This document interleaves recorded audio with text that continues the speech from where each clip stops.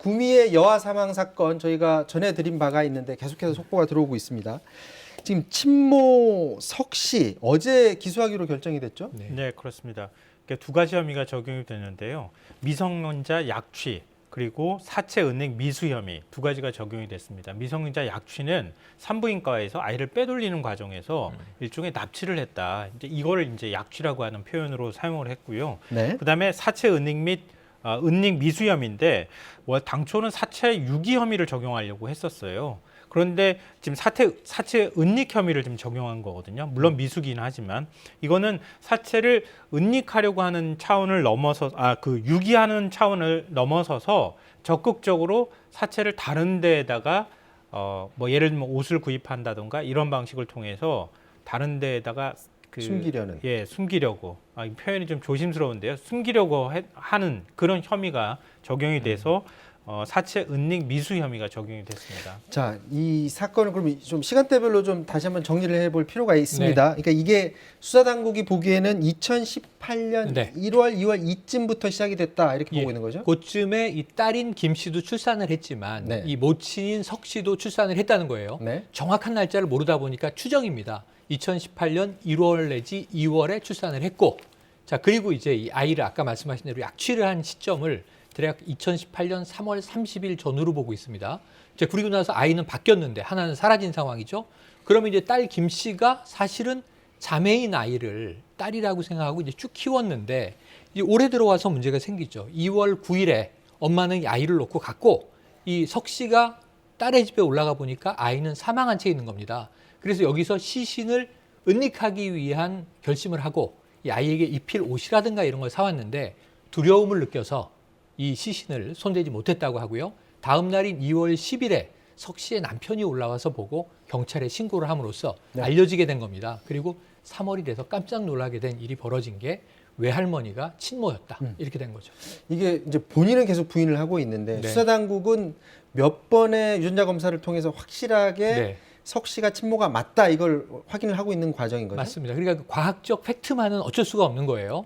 지금 김 씨는 오히려 혈액형도 안 맞고요. 네. 유전자도 안 맞고. 그러다 보니까 김 씨는 이 사망한 아이의 엄마일 수가 없는 것이고 딸이요? 예, 석 씨와의 유전자는 국가수가 4번 했고 추가로 대검이 또 했습니다. 결과는 똑같이 나와서 안 그래도 99.9999인데 이걸 지금 5번 이상 한 상황이니까 친모가 아니기가 과학적으로는 어렵습니다. 문제는 어떻게 이렇게 바꿔치기가 됐는지는 지금 미확인인 상태에서 기소에 이르게 된 거죠. 자, 이 석 씨는 출산 자체를 지금 부인하고 있는 상황인데 계속해서 관련 증거들이 지금 나오고 있는데 출산 당시 출산 앱도 깔았고 몸무게 변화도 확인이 됐다라는 게 수사당국의 입장인 거죠? 네, 그렇습니다. 보통 우리 임신하게 되면 살이 찌게 되잖아요. 이건 뭐 자연스러운 현상인데요. 살이 쪘다가 출산한 그 시점 무렵에 갑자기 몸무게가 급격히 빠지는 현상이 나타났다는 거죠.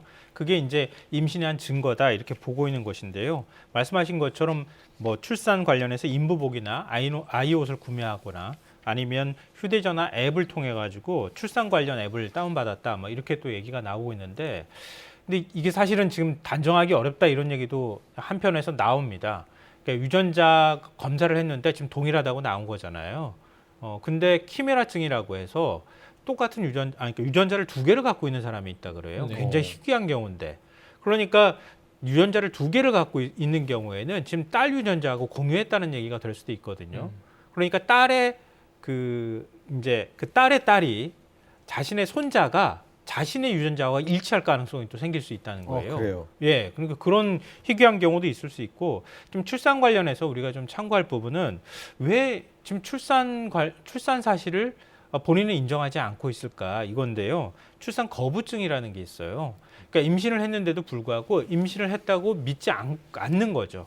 그러니까 신체적 변화도 거의 나타나지 않기 때문에 이런 경우에는 아이를 낳고 난 다음에 내가 임신했다 이렇게 인지할 가능성이 있고 낳은 아이도 내 아이가 아니다 이렇게 부인할 가능성도 있기 때문에 그런 가능성도 좀 검토를 해봐야겠습니다. 지금 그 아이 바꿔치기 부분 지금 부인하고 있고 또 네. 미성년자 약취 혐의 이 부분도 지금 부인하고 있는 것일 텐데 입증 부분이 지금 어느 정도나 지금 그러니까 확인된 지금 겁니까? 말씀하셨지만 어떻게 이렇게 될 수 있었을까? 왜 10달의 임신 사실을 함께 생활한 남편은 몰랐을까? 등등을 설명하기 위한 아까 키메라 이 증후군 같은 것도 이론상으로는 그럴 수 있다. 과학자들은 말을 하는데 이걸 입증하기 위해서는 시간을 많이 두고 검토해봐야 된다는 거죠. 아마 시간이 걸릴 것 같습니다. 지금 기소는 됐는데 지금 이 검경이 입증한 건 별로 없어요. 과학적 사실, 친모와 친자의 관계다 하나. 그리고 나서 이제 임신과 관련한 정황 증거들은 일부 이 출산을 검색했다든가 그 당시에 뭔가 이제 몸무게 변화가 있었다든가 이런 정도거든요. 문제는 조력자를 찾기 위해서 굉장히 애를 썼는데 조력자를 찾지 못한 상태에서 넘어갔고요. 또 하나는 지금 친부를 찾지 못했습니다. 그러니까 하나 입증된 것은 이 사체를 유기하려고 시도했었다라는 정도의 자백. 그런데 나는 아이를 낳은 바 없다니까 이 사망한 아이는 나의 손녀, 내 딸 김 씨의 딸이 맞다라는 주장인 거거든요. 그러니까 이 지금 주장이 아직도 변화가 없어요. 자신의 진심을 믿어달라고 카메라 기자들을 만나면 계속 호소하고 있습니다. 이 대목에서 이제 재판에서 어떻게 이것을 입증해야 할 것인지는 상당히 검찰의 고충이 큽니다. 사실 제일 그 관심이 많고 밝혀내야 될 부분이기도 한 것 같은데 딸이 낳았다는 아이의 행방이 지금 알 수 없는 그렇죠. 그런 상황이잖아요. 지금 이 부분에 대해서는 경찰이 수사를 하고 있나요? 그러니까 수사도 하고 뭐 제보도 해달라 이렇게 요청을 했는데 현재까지는 진전이 전혀 없는 상황입니다. 말씀하신 것처럼 만약에 바꿔치기를 했다고 하면 그 아이의 행방을 찾으면 모든 의문이 해결될 수 있거든요. 왜냐하면 그 아이의 유전자 검사를 해볼 수도 있는 것이고요. 그리고 또 하나 이제 키는 친부를 찾게 되는 건데요. 사실 가능성으로 보면 친부를 찾는 게 훨씬 쉬운데 지금 당사자들이 전부 입을 닫고 있는 상황이어서 확인할 방법이 현재까지는 없는 상황입니다. 자, 지금까지 구미 여아 사망 사건 수사 상황 두 분과 함께 짚어봤습니다.